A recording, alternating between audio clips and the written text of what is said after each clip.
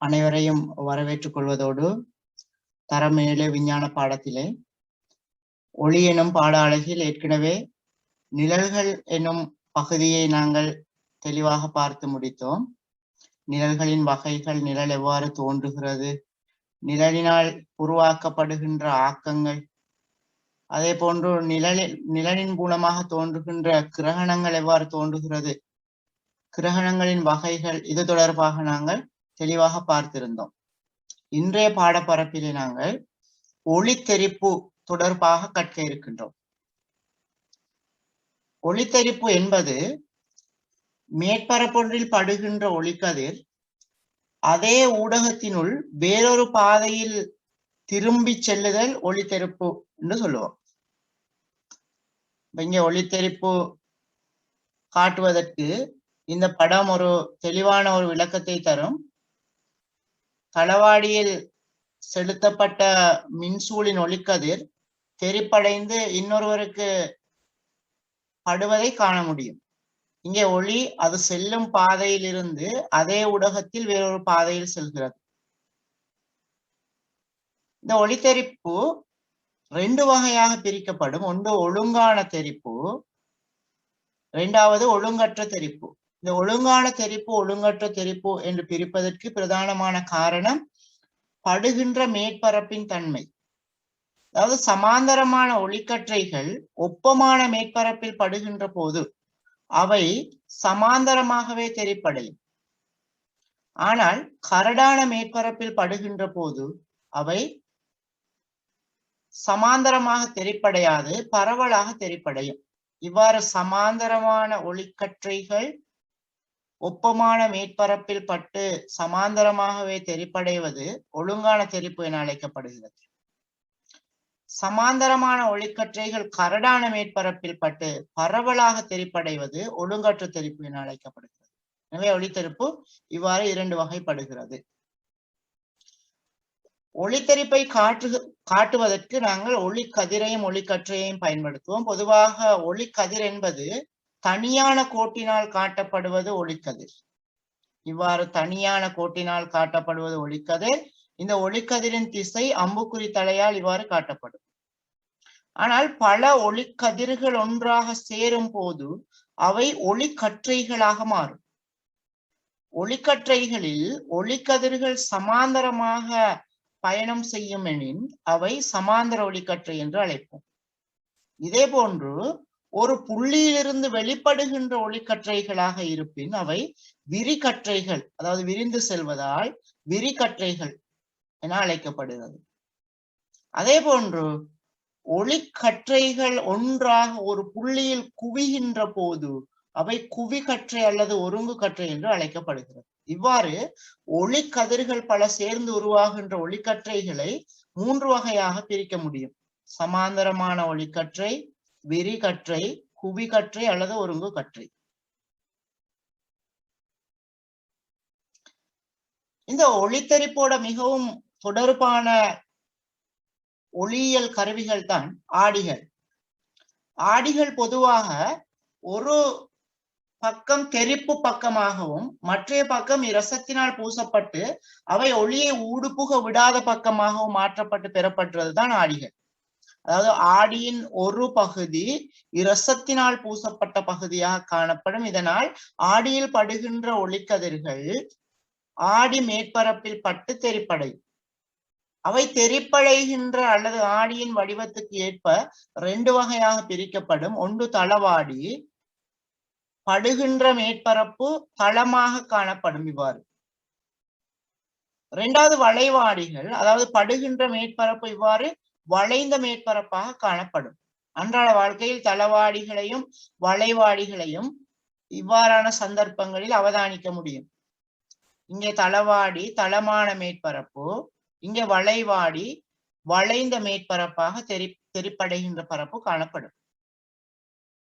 முதலில் நாங்கள் தளவாடி என்றால் என்ன என்று பார்ப்போம். தளவாடி என்பது அதாவது ஒப்பமான பளபளப்பான மேற்பரப்பை கொண்ட ஆடி தளவாடி என அழைக்கப்படுகிறது. தளவாடியில் முன்னாலே ஒரு பொருளை வைக்கும் போது அல்லது முன்னாலே ஒளிக்கதிரை செலுத்தும் போது அந்த ஒளிக்கதிர் தளவாடியில் பட்டு இவ்வாறு தெரிப்படையும். இதுதான் தளவாடியில் ஏற்படுகின்ற ஒளி தெரிப்பு. தளவாடியில் படுகின்ற ஒளிக்கதிர் அதே ஊடகத்தில் இவ்வாறு வேறொரு பாதையில் தெரிப்படையும். தளவாடியின் முன்னாலே வைக்கப்பட்ட ஒரு பொருள் தளவாடிக்கு பின்னால் பிம்பமாக தோற்றுவிக்கப்படும். அதாவது தளவாடி மேற்பரப்புக்கு முன்னாலே ஒரு பொருளை வைக்கும் போது தளவாடியின் பின்னால் தோன்றுகின்ற அந்த பொருளுக்கான உருவம் பிம்பம் என அழைக்கப்படுகிறது. இவ்வாறு தளவாடியின் முன்னால் நிற்கின்ற ஒரு சிறுமியின் உருவம் தளவாடியின் பின்னாலே இவ்வாறு தோன்றும். இவ்வாறு தோன்றுகின்ற இந்த சிறுமியின் உருவத்திற்கு பெயர் பிம்பம். ஆகவே தளவாடியில் முன்னால் இருக்கும் எந்த ஒரு நபர் அல்லது பொருள் எனவும் தளவாடிக்கு பின்னால் தோற்றுகின்ற இந்த உருவம் பிம்பம் எனவும் அழைக்கப்படுகிறது. அவை தளவாடிக்கு முன்னால் வைக்கப்பட்ட ஒரு பொருளின் பிம்பத்தை இவ்வாறு நாங்கள் பார்க்க முடியும். இவ்வாறு பார்க்கும் போது தளவாடியிலிருந்து வருகின்ற ஒளிக்கதிர்கள் இவ்வாறு பட்டு தெரிப்படைந்து எமது கண்ணை வந்து அடைவதால் தளவாடிக்கு பின்னால் பிம்பம் தோற்றுகிறது.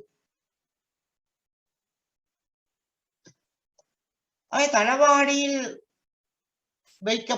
தளவாடியின் முன்னாலே வைக்கப்பட்ட பொருள் இவ்வாறு இருக்க இந்த பொருளுக்கான பிம்பம் தளவாடிக்கு பின்னால் இவ்வாறு தோன்றும். தளவாடியில் வைக்கப்பட்ட பொருள் இது, பொருளுக்கான பிம்பம் இவ்வாறு தோன்றும். தளவாடியில் தோன்றுகின்ற பிம்பங்கள்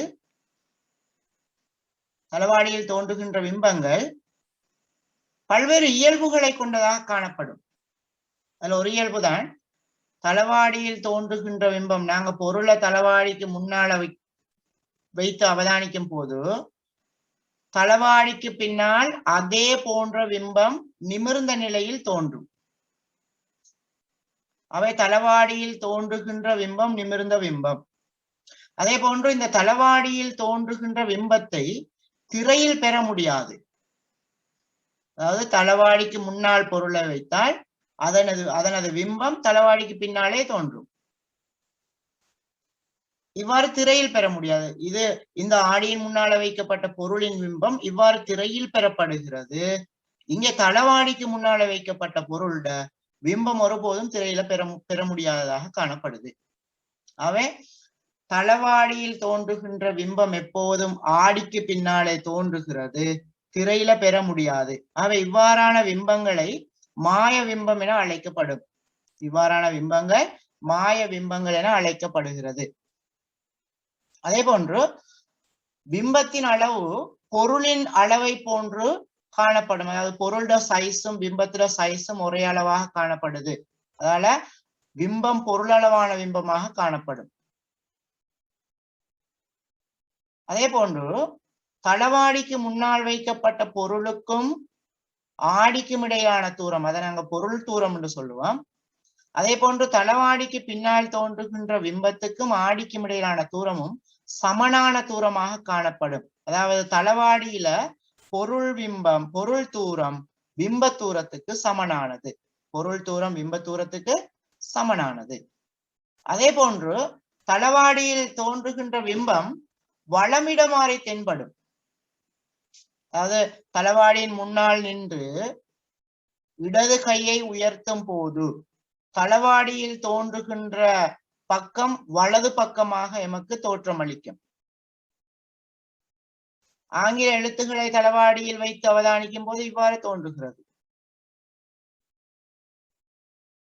இவ்வாறு வலம் இடமாக மாறி தென்படுவது பக்க நேர்மாறல். தளவாடியில தோன்றுகின்ற பிம்பத்தின் மற்றொரு இயல்புதான் பக்க நேர்மாறல். அதாவது வலம் இடமாக தோன்றி காணப்படும். அப்ப இவ்வாறான பக்க நேர்மாறல் தான் வீதியிலே செல்லுகின்ற ஆம்புலன்ஸ் அதில் எழுதப்பட்ட எழுத்துகள் இவ்வாறு காண்பிக்கப்படுகிறது. அதாவது முன்னால் செல்லுகின்ற சாரதியின் ஆடியில் இது இவ்வாறு தோற்றம் அளிப்பதற்காக, முன்னால் செல்லுகின்ற சாரதியின் ஆடியில் இவ்வாறு தோற்றம் அளிப்பதற்காக இவை இவ்வாறு எழுதப்படுகிறது. ஏனெனில் ஆடியில் பிம்பம் பக்க நேர்மாறலாக காணப்படும். இவை தளவாடியில் தோன்றுகின்ற பிம்பத்தின் இயல்புகள். அதே போன்று தளவாடிகள் 2 அல்லது 2க்கு மேற்பட்டதை ஒன்றுக்கொன்று செங்குத்தாக அல்லது ஒரு கோணத்தில் அல்லது சமாந்தரமாக வைக்கும் போது அநேக பிம்பங்கள் தோன்றும். இவ்வாறு 2 ஆடிகளை செங்குத்தாக வைத்து 2 ஆடிகளுக்கும் இடையில ஒரு பொருளை வைக்கும் போது இந்த பொருளுக்கான பிம்பம் இவ்வாறு ஒன்றுக்கு மேற்பட்ட பிம்பங்கள் தோன்றும். இவ்வாறு 3 பிம்பங்கள் தோன்றுகிறது. இந்த கோணத்தை மாற்றுகின்ற போது தோன்றுகின்ற பிம்பங்களின் எண்ணிக்கை மாறுபடும். இங்க வைக்கப்பட்ட பொருளுக்கு தோன்றுகின்ற பிம்பங்களின் எண்ணிக்கை இந்த ஆடிகளுக்கு இடையிலான கோணத்தை மாற்றும் போது தோன்றுகின்ற பிம்பங்களின் எண்ணிக்கை மாறும். இவ்வாறு மாற்றுகின்ற போது இங்கே தோன்றுகின்ற பிம்பங்கள் இவ்வாறு மாறுகிறது. அதே போன்று 2 ஆடிகளை ஒன்றுக்கொன்று சமாந்தரமாக வைக்கும் போது அநேகமான பிம்பங்கள் தோன்றுவதை பார்க்கலாம். இவ்வாறான சந்தர்ப்பங்கள் நகைக்கடைகள், புடவை கடைகள் போன்றவற்றில் சமாந்தரமாக வைக்கப்பட்ட, அதே போன்று ஒன்றுக்கொன்று சமாந்தரமாக வைக்கப்பட்ட ஆடிகளுக்கு இடையிலே பல்வேறு பல எண்ணிக்கையில் பிம்பங்கள் தோன்றுவதை அவதானிக்கக்கூடியதாக இருக்கு. இவ்வாறு 2 ஆடிகள் ஒன்றுக்கொன்று செங்குத்தாக அல்லது வெவ்வேறு கோணங்களில் வைக்கும் போது அந்த கோணங்களுக்கு ஏற்ப அதுல தோன்றுகின்ற பிம்பங்களும் இவ்வாறு மாறுபடும். 90 பாகையில் வைக்கும் போது 3 பிம்பங்கள், 60 பாகையில் வைக்கும் போது 5 பிம்பங்கள், 45 பாகையில் வைக்கும் போது 7 பிம்பங்கள், 30 பாகையில் வைக்கும் போது 11 பிம்பங்கள். இவ்வாறு தளவாடிகளுக்கு இடையிலான 2 தளவாடிகளுக்கு இடையிலான கோணத்தை மாற்றும் போது தோன்றுகின்ற பிம்பங்களின் எண்ணிக்கை மாறுவதை அவதானிக்க முடியும். இனி பார்ப்போம் தளவாடிகள் பயன்படுகின்ற சந்தர்ப்பங்கள். தளவாடி பயன்படுகின்ற முதலாவது சந்தர்ப்பம் தான் முகம் பார்க்கும் கண்ணாடியாக பயன்படுத்தப்படுவது. சிகை அலங்காரம் செய்யும் போது அல்லது முக அலங்காரங்கள் செய்யும் போது இவை முகம் பார்க்கும் கண்ணாடியாக பயன்படுத்தப்படும். 2வது திரைப்பட பிடிப்பின் போது பொருள்களை ஒளியூட்டுவதற்காக இங்கு தளவாடி பயன்படுத்தப்படும். அதாவது ஒளியின் அளவை அதிகரிப்பதற்கு தளவாடி பயன்படுத்தப்படுகிறது. அதே போன்று நுணுக்கு காட்டிகளில் தெரிப்பு ஆடியாக பயன்படுத்தப்படுது. நுணுக்கு காட்டிகளில் இங்கே தெரிப்பு ஆடியாக தளவாடி பயன்படுத்தப்படும். இங்க நுணுக்காட்டிகள்ல பயன்படுத்தப்படுகின்ற 2 வகையான ஆடிகள்ல ஒரு ஆடி வந்து தளவாடியாக காணப்படும். அப்ப ஒளிக்கதிர் தளவாடியில் படுகின்ற போது அவை இவ்வாறு மேடையினூடாக சென்று கண்வில்லை வரை தெரிப்படைய செய்யறதுக்கு இந்த தளவாடி பயன்படக்கூடியதாக காணப்படும். அதே போன்று தளவாடி 3 தளவாடிகளை பயன்படுத்தி களையுறு காட்டியை இவ்வாறு அமைக்க முடியும். அதாவது ஒரு அரியம் போன்ற கட்டமைப்பை அமைத்து அவற்றில் நிறமுடைய பல்வேறு பொருட்களை வைத்து பல்வேறு பிம்பங்கள் கொண்ட நிறமுடைய கட்டமைப்புகளை உருவாக்குவதற்கு இந்த களையுறு காட்டி பயன்படுத்தப்படும். அதே போன்று தளவாடிகள் 2 ஒன்றுக்கொன்று 45 பாகை கோணத்தில் வைத்து ஒளிக்கதிர் படுகின்ற வகையில் அமைக்கும் போது இவ்வாறு சூழ்காட்டியை உருவாக்க முடியும். இவ்வாறு சூழ்காட்டியை உருவாக்க முடியும். சூழ்காட்டி பொதுவாக நீர்மூழ்கி கப்பல்களில் கீழிருந்து மேலே உள்ள பொருள்களை அல்லது மேலே வருகின்ற கப்பல்களை பார்ப்பதற்கு இவ்வாறு உதவும். இவை தளவாடி பயன்படுத்தப்படுகின்ற சந்தர்ப்பங்கள். அவை இன்றைய காணொளியில் நாங்கள் ஒளித்தெரிப்பு என்றால் என்ன, ஒளித்தெரிப்பில் பயன்படுத்தப்படுகின்ற ஆடிகளின் வகைகள் 3இல் தளவாடியில் தோன்றுகின்ற பிம்பங்கள், தளவாடியில் தோன்றுகின்ற பிம்பத்தின் இயல்புகள், தளவாடியின் பயன்பாடுகள் என்பவற்றை நாங்கள் கலந்துரையாடினோம். மீண்டும் இன்னும் ஒரு வகுப்பில் சந்திப்போம்.